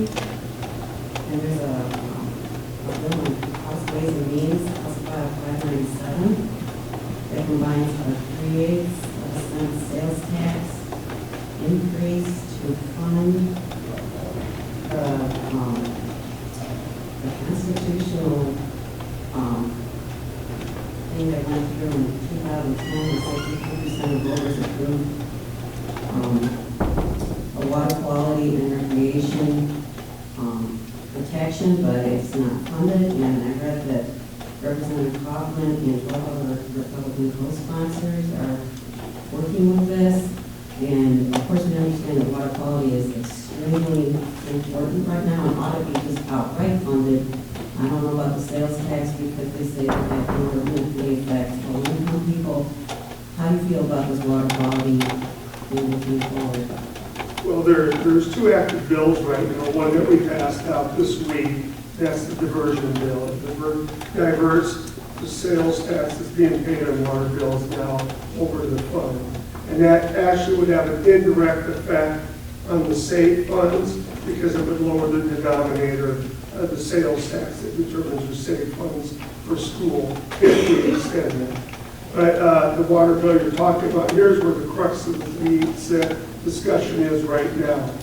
Are we talking about 3/8 cent as an increase in the statewide sales tax, or are we talking about capturing 3/8 of the current sales tax rate? So that's what it's boiled down to right now.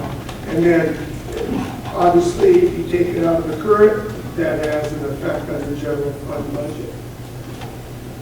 The flip side of that is also how you feel about that 3/8 cents being invested in a program that has no performance measures.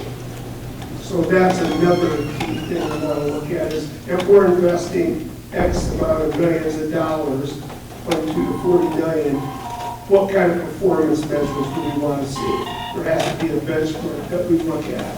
And that's why Representative Heisenberg offered 14 amendments on the water bill in the House Ways and Means on Wednesday night. And most of those were very good amendments. So we'll probably see them again on the Kaufmann. Both of the House bills take money out of the current general fund and essentially shift it over to water quality. So the sales tax on the water, your tap water we all pay is like $20 million. It's currently being spent on something. It's diverted over here to do water quality. So there's no new money to solve this problem. And then the increase in the 3/8 sales tax, I believe, is coupled with like a $200 million income tax cut. Yeah. So you raise sales taxes by $200 million to fund the water quality, and you lower income taxes by $120 million, or the same amount. And that $200 million is currently going to fund schools and healthcare and public, all the things in the budget. So we really don't. If we're going to tackle this, you've got to find new revenue, not just simply take money out of the existing underfunded enterprise. So I don't know. It's hard to find a way to support either of those ideas at this point for me. Is it all clear now?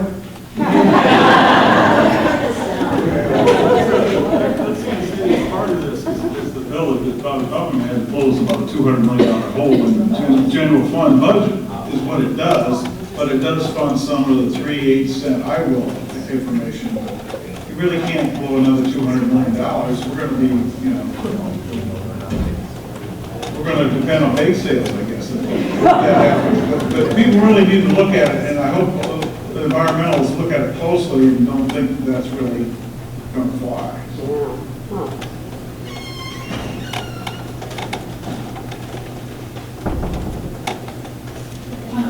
And Jessica Roman, and resident of North Liberty. My question is about Senate File 475. Under Division 3, it talks about creating a student health work group to review state-initiated health requirements, including dental and vision screenings, blood screening, and immunizations. I'm kind of asking for some clarification behind the objective of this. I mean, is there questions about the importance of those screenings before children enter school? What's the reason for the task force? This is the education omnibus. Yeah, this is under the same, you already answered my question about the ADA piece, so this whole big story of stuff. What is it? They amended it, we amended it on the floor. Okay, this was as of like Thursday. It still has that. As in, This is the review of the screenings oh, for yeah.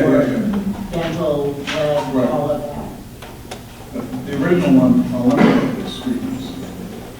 I saw that, and then it was amended to create a work group Right. to review state-initiated screenings and something to the effect of the imposition it creates for administration. There's been some complaints apparently from school districts or something about the paperwork.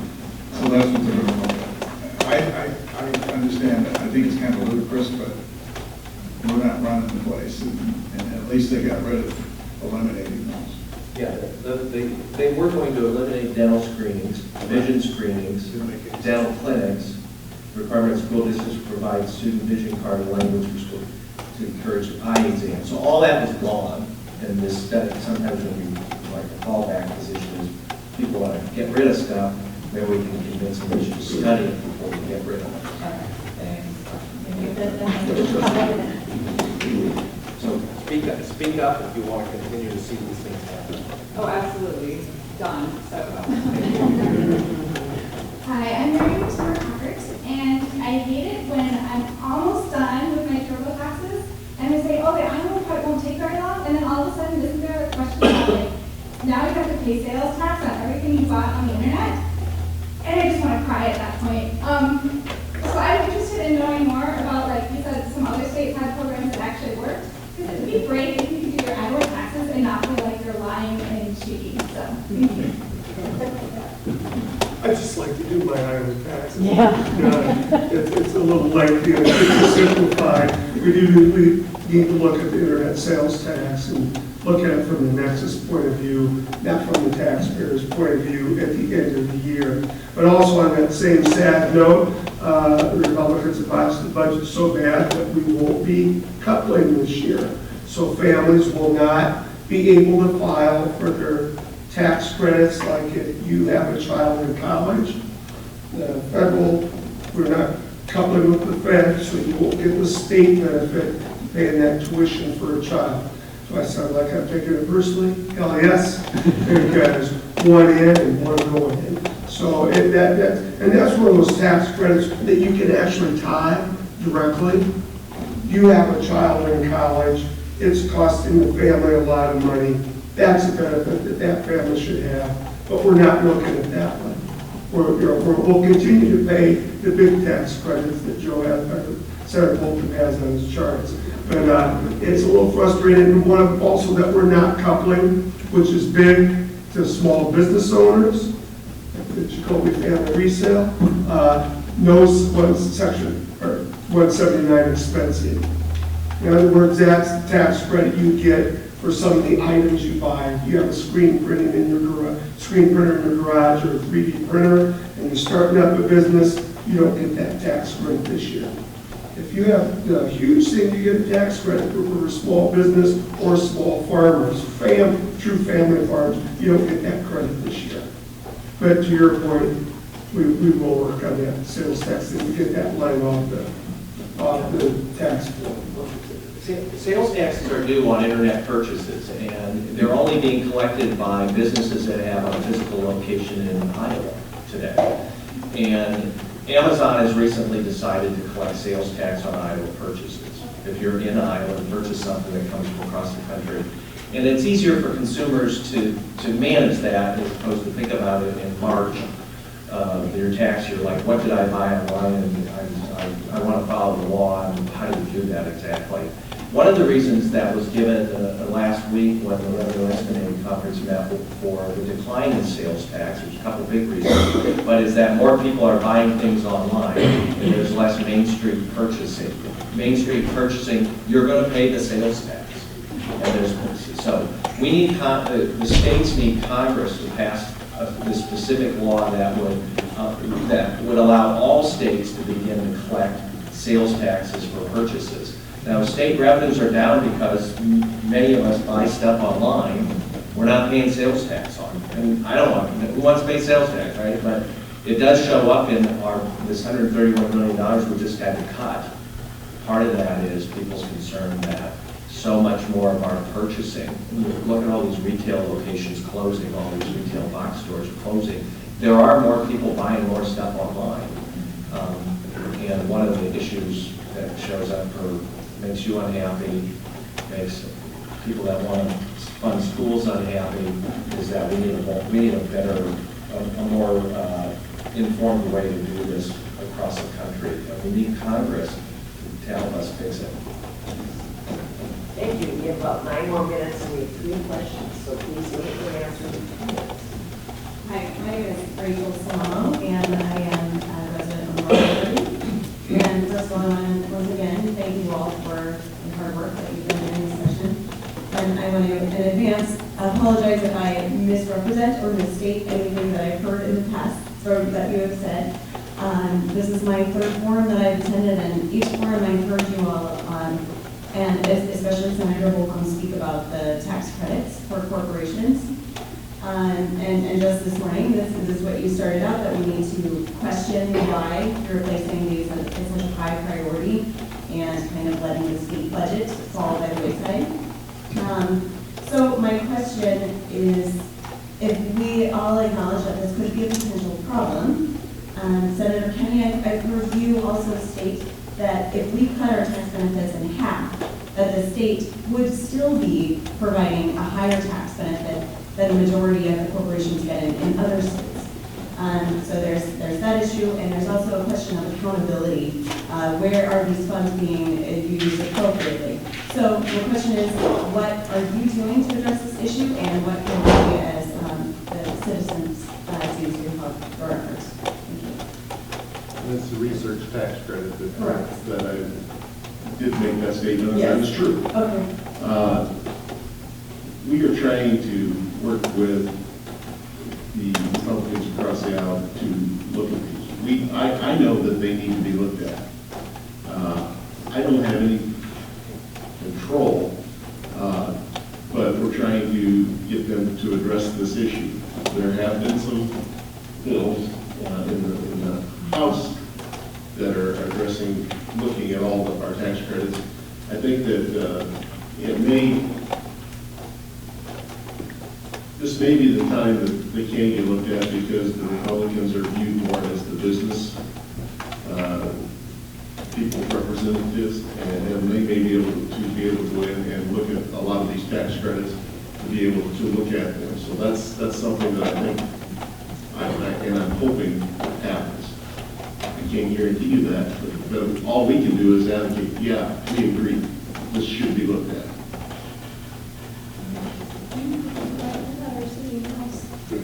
And encouraging your friends in other districts that are represented by Republicans to do the same. And go to Kevin and Bob's forums and other places. Thank you very much. I'm making charge.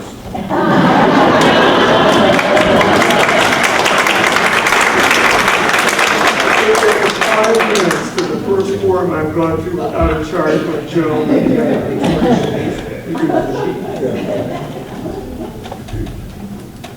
Hello, everyone. My name is Shannon Patrick. I'm an Iowa City resident. First off, I'd like to thank you for being here, and also for putting up the good fight against the spirit of crazy that's going on in Illinois right now. My question for you, I'm also an employee of the University of Iowa Foundation. So my question for you is that our region's universities provide a lot of benefits to the state, among them that for every dollar we invest in them, they return numerous dollars of federal research grants, application tuition, and other funds. My question is, first off, is there any recognition in the legislature that these are profit centers for the state and put cost centers? And second, in light of the catastrophic budget that we're looking at, what do you folks think of U.S. President Harrell's proposal that basically, put up or get out of the way that either provide state funding or allow the universities to dramatically increase tuition to effectively self-fund? Well, I think ever since I've been elected, the state does not recognize what the 3 reasons universities give back to the state of Iowa in terms of jobs and opportunities and education and research and healthcare, and I think our jobs is to remind them of that, but they don't listen to us because the University of Iowa is in our backyard. And so I think when we have other colleagues who try and make those points, it may go a little farther, it may not. But I think they just don't see it big picture on what all 3 Regents universities contribute. And we will talk about, whether it's the teachers or the pharmacists or the nurses. I mean, the number of Iowa University educated professionals we have in our communities, you think that they would recognize that, but they do not. And so I think in terms of, we have been trying, and so I think that's something you can all do as well. And we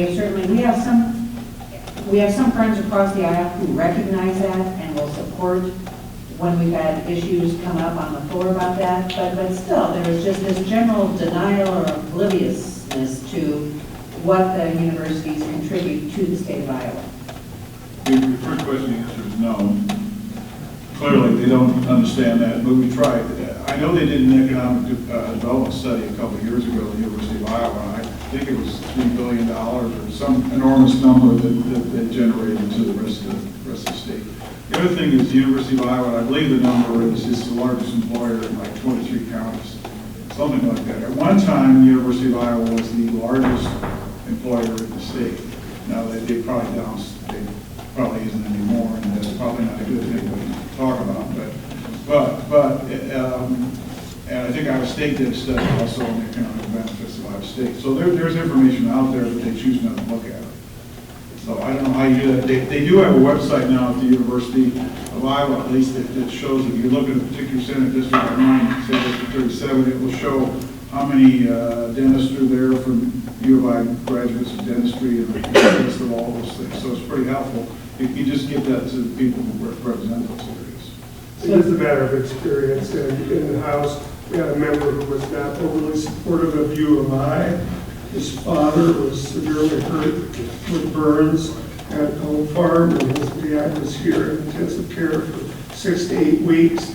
And he, to his credit, super guy, walked up to me and said, "I want to apologize to you."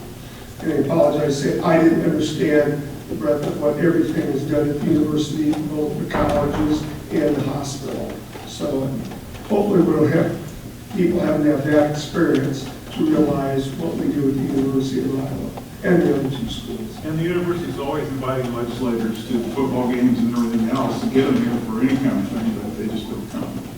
So 2 numbers to remember, $6 billion.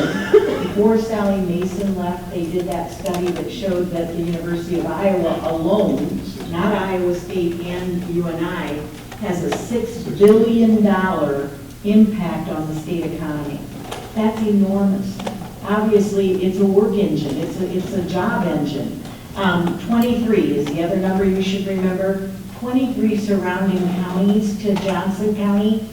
University of Iowa is the #1 employer. Think about that. They're small rural counties, but people drive in here for their jobs. And those are rural legislators. So we need to make that point to them too, that we're not only an engine for the state, but for their counties. And they employ a lot of people in their counties. #1 employer in Cedar County, University of Iowa. To the second part of your question, I think President Harold's misguided on his view that we should privatize this public university. I think that's a mistake. These institutions are they're public institutions. They've educated generations of Iowans. He's got a challenge because the legislature and the governor have not invested in higher education for the last few years. I would encourage him to come to Des Moines, come down from the tower, and develop some relationships and explain what's at stake to all 150 legislators and the governor. We need a much more, he needs to be much more present in this conversation at the State House than he is now. But I think it's a mistake to simply raise tuition and walk away from the state's role in funding these institutions. They rely on tuition and state appropriation. Just raising tuition is not the solution here. We need a much more aggressive advocacy effort by him with the key people. Thank you. Thank you all for coming. Those were questions, those were responses for an informative session. I think the focus today has been money, who has it, and how are we going to get it? Thanks to our co-sponsors, Iowa City Federation of Labor, United Way of Johnson and Washington Counties, Hawkeye Chapter of the ACLU, Johnson County Affordable Housing Coalition, Iowa Shares, and the local television staff, Nick Burgess and the North Liberty staff who did the video cast. Rebroadcasts of this forum will be run on Iowa City Channel 4, Coral Vision, and North Liberty TV. We also so appreciate the use of the South Slope Community Center for the forum. Thank you, Dan.